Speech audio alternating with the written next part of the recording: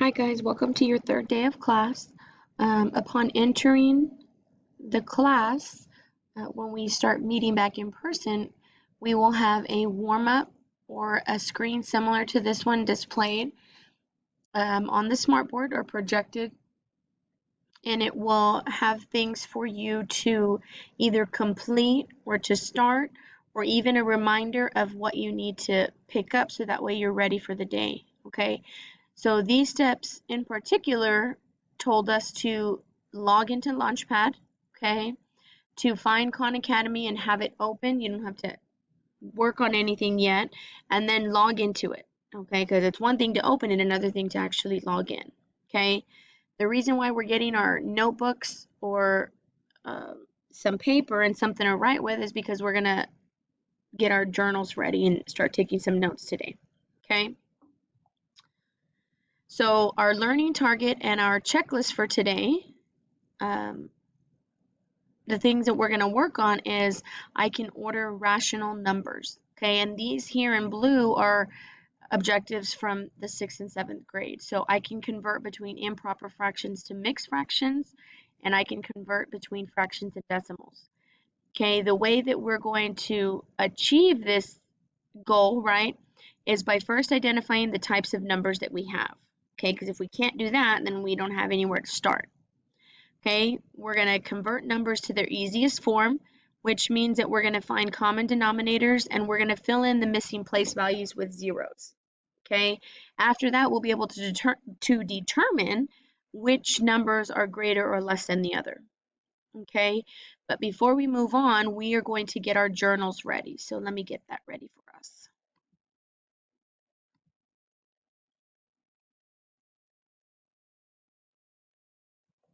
Okay, so in our journal, we should have our first and last name.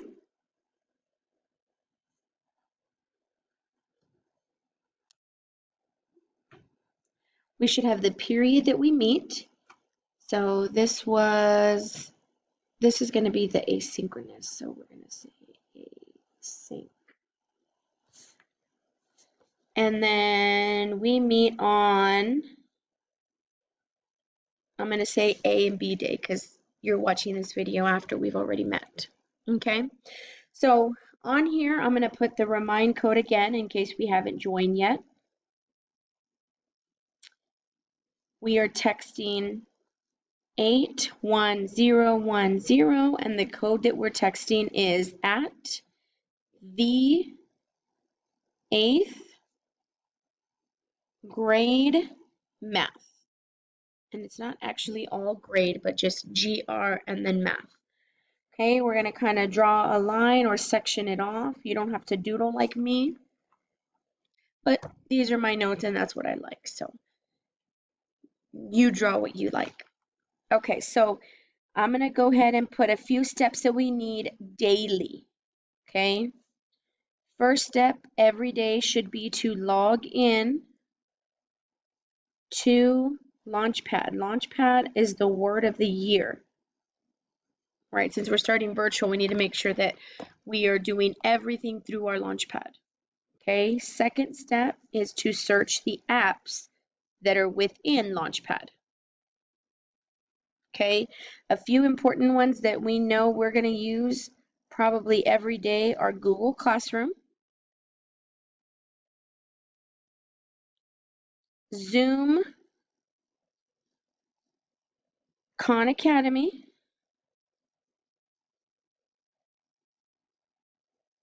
and our Google Drive.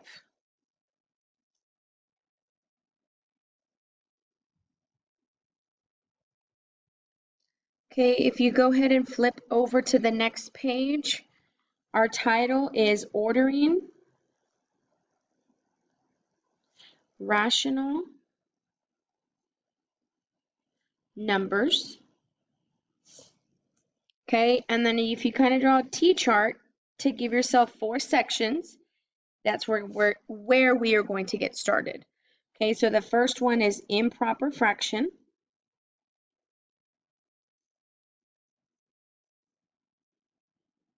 The next section is mixed number. Down here will be decimal, and then fraction. Okay, so in class we were given some time to either explain it in words, or I told your classmates that if we are not good at putting things in words or trying to explain something, that we can always give an example, right? So usually some of us like to learn by drawing a picture, right? Or having a picture of something. Well, in math, instead of calling it a picture, we call it an example. Okay, so improper fraction, if you know how you want to write it out, is a numerator bigger than our denominator. So it's those fractions that look kind of weird to us, right? We know something's different about them. We haven't quite figured it out. But those are the terms that we need to learn, the vocabulary terms, right? 15 is our numerator. It is greater than, or it's bigger than our denominator. Okay, number on top is bigger than the number on the bottom. Okay, a mixed number is a number that has a whole number. So it's a big number in the front, and then you've got a little fraction behind it. So it's a whole number and a part of another number, a fraction. Okay, decimal can either have 0.25, or it can also have a whole number in front, right? 2.37. Okay, decimal is a part of a whole, right? So if we have 0 here with our decimal, right, that means we don't have one whole yet. If we have a 2 here, that means we have a whole 2 and then 0.37 of another one, right? And lastly is our fraction. This is our regular fraction that we look at, right? A lot like an improper, it still has a numerator and denominator, except the numerator is smaller than our denominator, okay? Okay, and just to talk a little bit about this, it may seem familiar to you from the years past, okay? These numbers, natural and counting, the whole numbers and the integers, those are all inside of this larger box because they are all considered rational numbers, okay?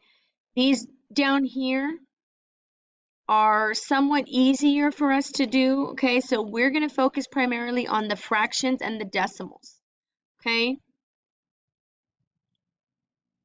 So the examples that we're going to do, we're going to work on in our journal, are converting from mixed number to improper, from improper fraction to a mixed number, and then we're going to add zeros to make our numbers have the same amount of place values, okay?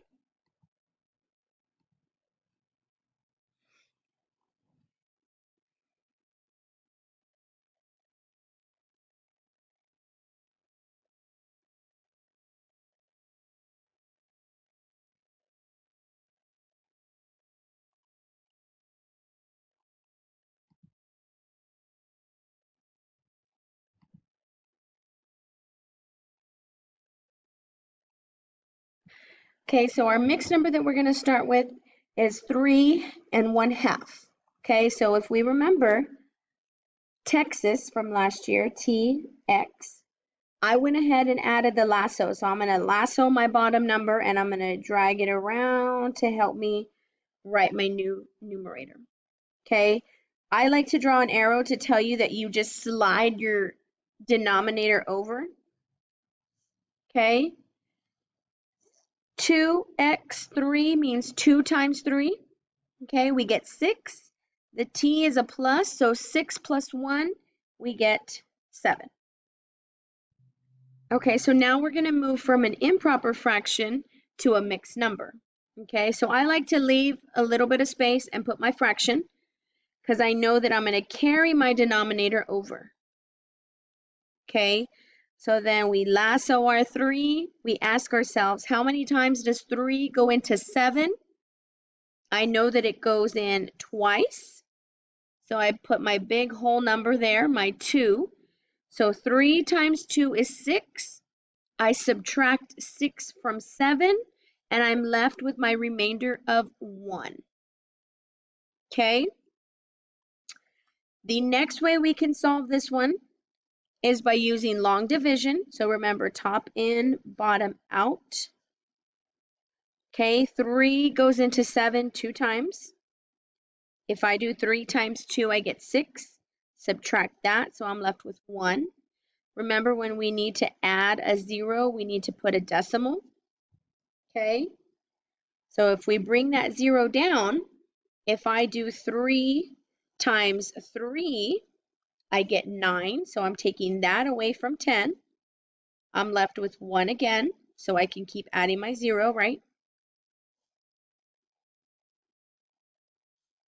If you notice, we've got some sort of pattern, right? So we can keep going and going, but I think I'm going to go ahead and stop and put that little bar on top of my 3, because that tells me that it is repeating. Okay, and the last option that we have to do is by calculator. Okay, we'll do that in class next time. So we're going to go ahead and section that off, because now we've got a new idea. We are going to draw the actual number line, and ours is only going to be a piece of the number line, so we need to make sure that we put the arrows on both ends. That means that it keeps continuing to the left and to the right. Okay, I'm going to put that mark in the middle, and that's going to be my 0, only because I want to see both sides of the number line. Okay, when I move to the left, those numbers are negative. When I move to the right, those numbers are positive. Okay, all the way to the left are the least values. Those are getting smaller and smaller. All the way to the right are the greatest. Okay, those are getting bigger and bigger as we move to the right away from 0. Be careful when we move left, guys. It looks like our numbers are getting bigger, but they have that big old negative sign in the front. They are very different from your positive numbers. Okay, and I actually need to backtrack a little because I skipped over the adding zeros. No wonder we had an extra space in there. Okay, so the first example is 0.8145 and 0.81. So the way we're going to add zeros is by first lining up our decimals. So I'm going to rewrite my numbers. 0.8145, and I'm going to line it up with my other decimals, 0.81. Okay, so if we were comparing these, we compare place values, right? So if we have an 8 and an 8, those are alike. I can't tell which one's bigger. Okay, 1 and 1. Now I have blank and a blank because that number is longer, right? That one has more place values than my second number. So I'm going to fill it in with a 0 and a 0. So now I know that I can compare the 4 with the 0 and not just a blank space. Okay, so we know that 4 is bigger. That is the one that is greater than my other number. Okay, our journals are done. Notes are done for the day. So now you may go to Desmos, your Desmos activity, and complete that, please. Your link is posted in Google Classroom, and there is a short video on Khan Academy for you to watch as you see fit. Hopefully, I get to see you in class soon. Bye-bye.